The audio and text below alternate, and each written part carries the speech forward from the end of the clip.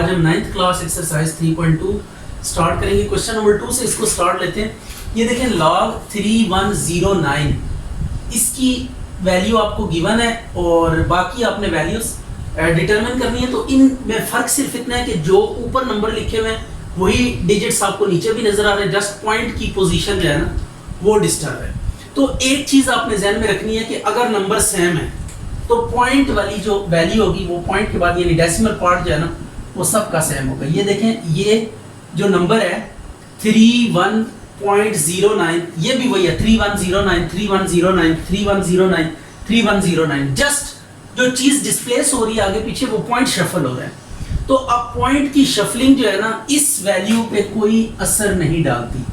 0.4926 हर एक की वैल्यू में यही आ जाएगा 0.4926, इधर भी आ जाएगा 0.4926, इधर भी आ जाएगा 0.4926 और इधर भी आ जाएगा 0.4926। तो आपने एक चीज नोट की कि आपके पास जो डेसिमल पार्ट है वैल्यू का, जब नंबर सेम है तो वैल्यू का जो डेसिमल पार्ट है वो एज इट इज आएगा। डिजिट्स अगर सेम है, इसमें देखें वही डिजिट्स हैं, सिर्फ पॉइंट आगे पीछे है, इसमें भी वही डिजिट्स हैं, उसमें भी वही डिजिट्स हैं, उसमें भी वही डिजिट्स हैं। तो ये हमने पॉइंट वाला जो पोर्शन था इसका, ये पॉइंट वाला, इस पॉइंट वाले को हमने क्या किया, उठा के एज इट इज नीचे कॉपी पेस्ट कर दिया। अब आपने करना ये है कि पॉइंट से पहले क्या आएगा, that matters the position of this point. ये कैरेक्टरिस्टिक होता है, अगर पॉइंट और रेफरेंस ये फर्स्ट नॉन जीरो डिजिट के बाद रेफरेंस पोजीशन होता है। फर्स्ट नॉन जीरो डिजिट के बाद क्या होता है, रेफरेंस पोजीशन। तो अब रेफरेंस पोजीशन के राइट आफ्टर क्या है, जिस जगह पे रेफरेंस पोजीशन है वहीं पे अगर पॉइंट आ रहा है तो ये दोनों अगर एक जगह पे लाई कर रहे हो, कोइंसाइड कर रहे हो, तो एट दैट केस कैरेक्टरिस्टिक क्या होगा, जीरो होगा। तो जब भी आप लॉग की वैल्यू लिखते हैं ये फर्स्ट वाला कैरेक्टरिस्टिक होता है और पॉइंट वाला जो होता है मेंटीसा होता है। तो नंबर्स के सेम रहने से या डिजिट्स के सेम रहने से जो वैल्यू होती है वो सेम रहती है, जस्ट पॉइंट के शफलिंग से क्या होता है, कैरेक्टरिस्टिक चेंज होता है। अब यहाँ पे देखें, right after the first non zero digit क्या होता है, रेफरेंस पोजीशन। ये रेफरेंस पोजीशन आ गया आपके पास और रेफरेंस पोजीशन और पॉइंट के बीच में कितने डिजिट्स आ रहे हैं, 2 डिजिट्स आ रहे हैं, तो यहाँ पे कैरेक्टरिस्टिक 2 लगा देंगे। इसी तरीके से यहाँ पे देखें, फर्स्ट नॉन जीरो डिजिट, अब ये भी जीरो है, ये भी जीरो है, ये भी जीरो, ये नॉन जीरो है, तो फर्स्ट नॉन जीरो डिजिट के बाद क्या होगा, रेफरेंस पोजीशन होगी। तो अब रेफरेंस पोजीशन और पॉइंट के बीच में कितने डिजिट्स हैं, 1 2 3, तो ये 3, बट ये before the reference position point आ रहा है। अगर लेफ्ट वर्ड हो रेफरेंस पोजीशन के जो पॉइंट है वो, तो दैट केस आपने क्या लगाना है, इसके ऊपर बार भी अप्लाई करना है। अब इसी तरीके से यहाँ पे देखें, ये पहला जीरो है तो रेफरेंस पोजीशन यहाँ पे नहीं हो सकता, ये non zero, first non zero digit 3 है, तो इसके बाद यहाँ पे रेफरेंस पोजीशन होगा, तो पॉइंट और रेफरेंस पोजीशन के बीच में एक डिजिट है तो 1 आ जाएगा कैरेक्टरिस्टिक। पॉइंट अब लेफ्ट साइड पे है तो ऊपर बार लगा देंगे।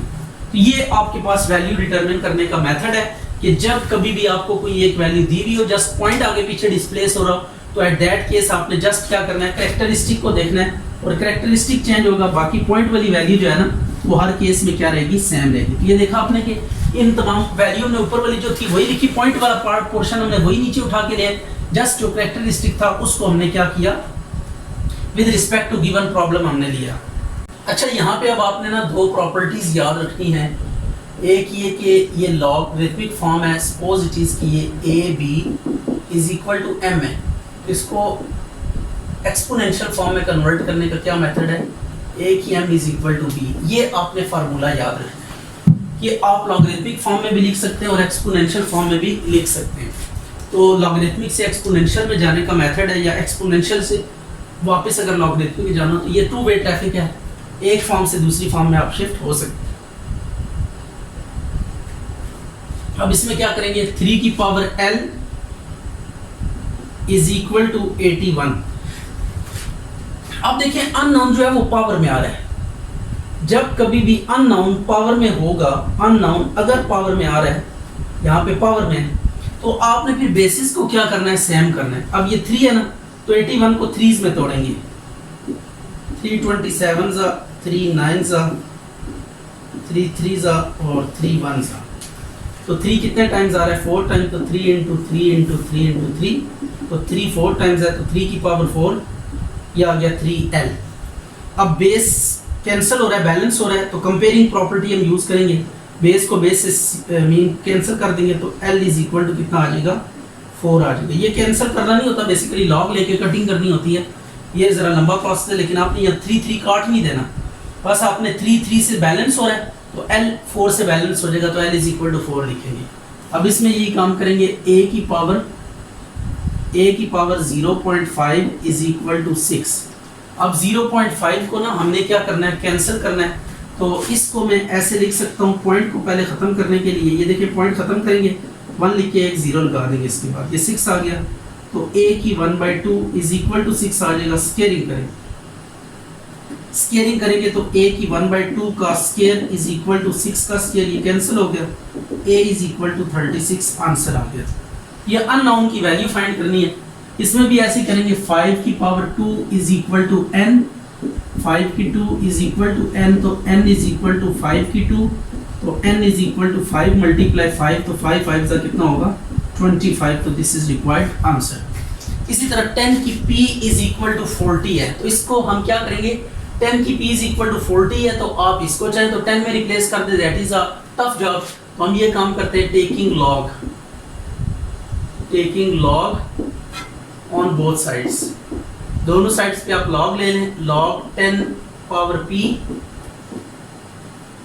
log 40, तो अब p स्टार्ट में आ जाएगा, log 10 is equal to log 40, log 10 1 होता है, कॉमन log की बेस 10 होती है, तो log 10 किसके इक्वल होगा 1 के, तो ये 40 आ गया। अब आपने क्या करना है, p इज इक्वल टू, इस केस में अब ये करेंगे, पॉइंट इसका कहीं पे भी नहीं है, तो ये लास्ट में reference position first non zero digit के बाद, तो log फॉर रेफरेंस पोजीशन ये है, और पॉइंट और रेफरेंस पोजीशन के बीच में एक डिजिट आ रहा है, तो ये 1 इसका कैरेक्टरिस्टिक होगा, लिख के पॉइंट, फिर 40 को 0 में चेक करेंगे, लॉगरिथमिक टेबल एक बना हुआ है, उसमें लॉग वाले टेबल में एक एंटी लॉग टेबल है, एक लॉग टेबल है, अपने लॉग टेबल में क्या करना है, 40 को 0 में देखना है, तो 40 को जब 0 में देखेंगे तो ये आ जाएगा 6020, ये आपके पास आंसर है 1.6020।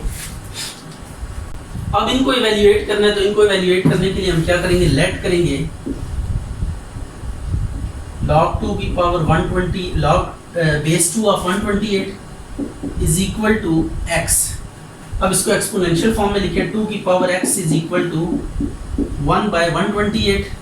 अब ये बेस 2 है ना, तो इसको भी 2 में ब्रेक करेंगे, तो 128 को 2 में ब्रेक करें, 2 6 are 2 4 are 2 32 are 2 16 are 2 8 are 2 4 are 2 2 are 2 1 are।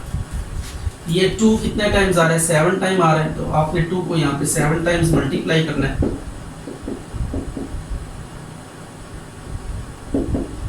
ये 2 की पावर क्या कर देंगे 7। अब इसको ऊपर ले जाए तो ये पावर क्या हो जाएगी -7 हो जाएगी, 2 की x 2 से बैलेंस हो रहा है, तो x किससे बैलेंस हो जाएगा -7 के साथ, तो ये आंसर आ गया। अब इसी तरह इसकी बेस से जो है ना वो 2 स्क्वायर रूट 2 है, तो इसको भी हम ऐसे ही लेट करेंगे, लेट लॉग, यहाँ पे बेस 2 अंडर रूट 2 लिखनी है, क्योंकि ये बेस दी हुई है, 512 is equal to x, power form में लिखें, x की power 2 under root 2 is equal to 512, sorry ये उल्टा लिख दिया, 2 की पावर ये आ जाएगा 2 स्क्वायर रूट 2 की पावर x 512। अब पहले ब्रैकेट को सॉल्व कर लेते हैं, 2 मल्टीप्लाइड 2 की 1/2 इनटू x, और 512 को आप ब्रेक करें इधर, 512 को, तो ये आ जाएगा 256 512, तो ये दो 2's ऐड हो जाएंगे, तो 7 थे जहाँ पे 9 हो जाएंगे, 2 into 2 into 2 into 2 into 2 into 2 into 2 into 2, ये 2 की पावर 9 हो जाएगा, ये बेसिस सेम, तो पावर्स ऐड हो जाएंगी, 1 प्लस 1/2 की पावर x, तो 2 की 3/2 इज इक्वल टू 2 की पावर 9। अब देखिए सॉरी ये x पावर से मल्टीप्लाई होती है, 3/2 x इज इक्वल टू 2 की 9। अब आपने एक काम करना है, ये कि बेसिस आप देखें सेम है, तो पावर्स भी फिर कंपेयर हो जाएंगी, तो ये आ जाएगा 9। तो इसके बाद आप क्या करेंगे, 2 डिवाइड हो रहा है तो मल्टीप्लाई हो जाएगा इधर आके, 3 डिवाइड 3 3 जा 9, 3 2 जा 6, तो ये x की वैल्यू क्या आ गई 6 आ गई। अच्छा जी, अब ये आपके पास है x फाइंड करना है लॉगरिथमिक से पहले आप किस में जाएंगे, एक्सपोनेंशियल फॉर्म में जाएंगे। क्या आ जाएगा 2 की power 5 is equal to x या x इज इक्वल टू 2 की पावर 5। तो इसको लिख सकते हैं 2 मल्टीप्लाई 2 मल्टीप्लाई 2 मल्टीप्लाई 2, 5 पावर है तो 5 टाइम्स 2 को मल्टीप्लाई करेंगे, 2 2 ज़ा 4 2 ज़ा 8 2 ज़ा 16 2 ज़ा 32। तो ये x की वैल्यू आपके पास क्या आ जाएगी, 32 आ जाएगी। अब इसके बाद आपने ऐसे ही करना है 81 की power x is equal to 9। तो 81 की power x is equal to 9। आपने बेसिस को सेम करना होता है, या तो छोटे बेस को बड़ा बना लें या बड़े को छोटा बना लें, it is up to you.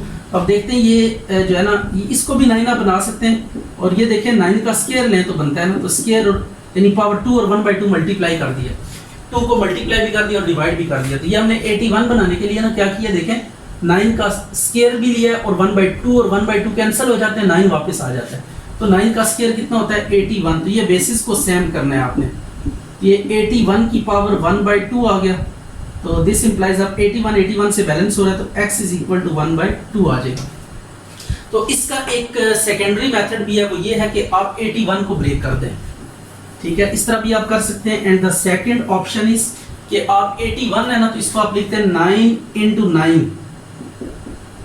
ये 9 में भी इसको किसी एक को आपने दूसरे में ब्रेक करना होता है, it is up to you कि आप कैसे मूव करते हैं। यह आ गया 9 की 2x इज इक्वल टू 9 की कुछ नहीं है तो 1, 9 से बैलेंस हो रहा है, तो 2x किसकी इक्वल आ जाएगा 1 के, तो x इज इक्वल टू कितना आ जाएगा 1/2। अब इसके बाद आपने इसमें भी ऐसे ही करना है, 64 की power x/2 is equal to 8। यह आ जाएगा 64 की power x/2 is equal to 8। तो अब आपने 64 को 8 में ब्रेक कर लिया, 8 को 64 में, it is up to you. तो 8 कैसे बन सकता है, 64 8 का स्क्वायर होता है, तो 8 का स्क्वायर भी ले लें और 1/2 भी ले लें। 1/2 हमने पावर मल्टीप्लाई डिवाइड की। अब ये 8 कितना हो जाएगा, 64 8 का स्क्वायर हो जाएगा, तो बेस सेम हो गया 1/2। तो 64 से बैलेंस हो रहा है, तो x/2 इज इक्वल टू 1/2 आ जाएगा, 2 से कट जाएगा, x की वैल्यू क्या आ जाएगी 1 आ जाएगी।